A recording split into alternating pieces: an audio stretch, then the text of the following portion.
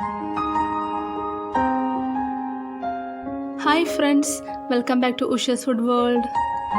ഇന്ന് ഞാൻ വന്നിരിക്കുന്നത് ഒരു വെറൈറ്റി ആയിട്ടുള്ള മഗ് ഓംലെറ്റിന്റെ റെസിപ്പിയുമായാണ്. 10 അമേസിംഗ് എഗ് റെസിപ്പീസിലെ മൂന്നാമത്തെ റെസിപ്പിയാണിത്. ഫ്ലഫി ഓംലെറ്റും റോയൽ പിസ്സ ഓംലെറ്റും ഞാൻ ചെയ്തിട്ടുണ്ടായിരുന്നു. അത് കാണാത്തവർക്കായി ലിങ്ക് ഞാൻ താഴെ കൊടുത്തേക്കാം. ഇന്നത്തെ റെസിപ്പിയായ മഗ് ഓംലെറ്റ് ഉണ്ടാക്കാൻ വളരെ എളുപ്പമാണ്. ഏകദേശം ഒരു 5 മിനിറ്റ് മതിയാവും ഇതിന്റെ പ്രിപ്പറേഷൻ ടൈം. ഇനി നമുക്ക് മഗ് ഓംലെറ്റ് ഉണ്ടാക്കി തുടങ്ങാം. അതിനായി ഒരു മഗ് എടുക്കാം. അതിൽ കുറച്ച് തക്കാളി, ഒരു ചെറിയ പീസ് തക്കാളി ഞാൻ ചെറുതായി അരിഞ്ഞാണ് ഇതിൽ ചേർത്തിട്ടുള്ളത്. ഇതിലേക്ക് ഒരു ചെറിയ പീസ് സവാള ചെറുതായി അരിഞ്ഞതും കൂടി ചേർത്ത് കൊടുക്കാം. ഇനി ഇതിലേക്ക് പച്ചമുളകും മല്ലിയിലയും കൂടി ചേർത്ത് കൊടുക്കാം. ഇതിനായി ഒരു പച്ചമുളകും മല്ലിയിലയാണ് എടുത്തിട്ടുള്ളത്. രണ്ടും ചെറുതായി അരിഞ്ഞു വേണം ചേർത്ത് കൊടുക്കാൻ. ഇനി ഇതിലേക്ക് കുറച്ച് കശുവണ്ടി ചേർത്ത് കൊടുക്കണം.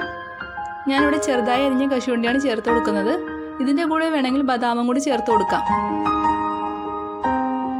ഇനി ഇതിലേക്ക് ആവശ്യത്തിന് ഉപ്പിട്ട് കൊടുക്കണം.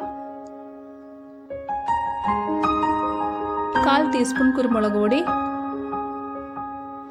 ഒരു നുള്ളു മഞ്ഞൾപ്പൊടി എന്നിവ ചേർത്ത് കൊടുത്തതിന് ശേഷം നമുക്കിതൊന്ന് മിക്സ് ചെയ്തെടുക്കണം. പൊടികളെല്ലാം ഒന്ന് മിക്സ് ആവണം. ഞാൻ 2 മുട്ട ഉപയോഗിച്ചിട്ടുള്ള ഓംലെറ്റിൻ്റെ അളവാണ് ഇവിടെ കാണിക്കുന്നത്. 2 മുട്ട ഞാൻ എടുക്കുന്നുണ്ട്.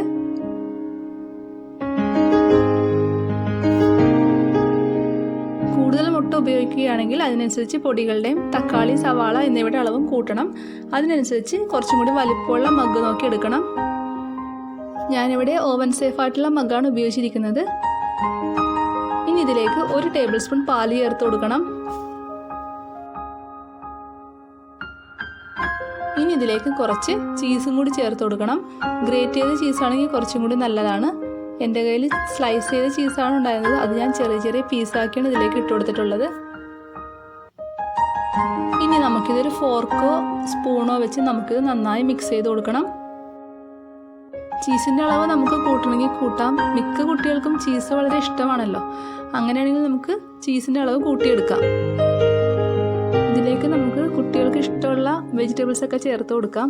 ക്യാരറ്റ് വേണമെങ്കിൽ ക്യാരറ്റ് ചേർത്ത് കൊടുക്കാം. പനീർ ഇഷ്ടമാണെങ്കിൽ പനീർ ചേർത്ത് കൊടുക്കാം. നമുക്ക് ഇഷ്ടമുള്ള വെജിറ്റബിൾസും മറ്റുമൊക്കെ ഇതിലേക്ക് നമുക്ക് എക്സ്ട്രാ ആയിട്ട് ചേർത്ത് കൊടുക്കാം. ഈ സമയം നമുക്ക് എരിവോ ഉപ്പോ വേണമെങ്കിൽ ചേർത്ത് കൊടുക്കണം. ഇനി നമുക്കിത് ഓവനിൽ വെച്ച് 2 മിനിറ്റ് ടൈം സെറ്റ് ചെയ്ത് കൊടുക്കാം. അതല്ലെങ്കിൽ എഗ്ഗ് മിക്സിംഗ് ഒരു മൂടിയുള്ള പാത്രത്തിലാക്കിയതിന് ശേഷം അപ്പച്ചെമ്പിൽ വെച്ച് നമുക്ക് സ്റ്റീം ചെയ്തെടുക്കാം. ഞാനിപ്പോൾ 2 മിനിറ്റ് ടൈം സെറ്റ് ചെയ്ത് കൊടുത്തിട്ടുണ്ട്. നമുക്ക് 2 മിനിറ്റ് കഴിഞ്ഞതിന് ശേഷം തുറന്ന് നോക്കാം. നമ്മുടെ മഗ് ഓംലെറ്റ് ഇവിടെ റെഡി ആയിട്ടുണ്ട്. ഇത് നമുക്ക് കാണുമ്പോഴേ അറിയാം എന്തോരം ഇത് സോഫ്റ്റ് ആണെന്ന്. വളരെ ടേസ്റ്റാണ് ഈ ഓംലെറ്റ്. എല്ലാവരും തീർച്ചയായിട്ടും ട്രൈ ചെയ്ത് നോക്കണം. വീഡിയോ ഇഷ്ടമായെങ്കിൽ ഷെയർ ചെയ്യാനും ലൈക്ക് ചെയ്യാനും സബ്സ്ക്രൈബ് ചെയ്യാനും മറക്കരുത്. Okay friends, thank you. അടുത്ത വീഡിയോയിൽ കാണാം. Have A nice day.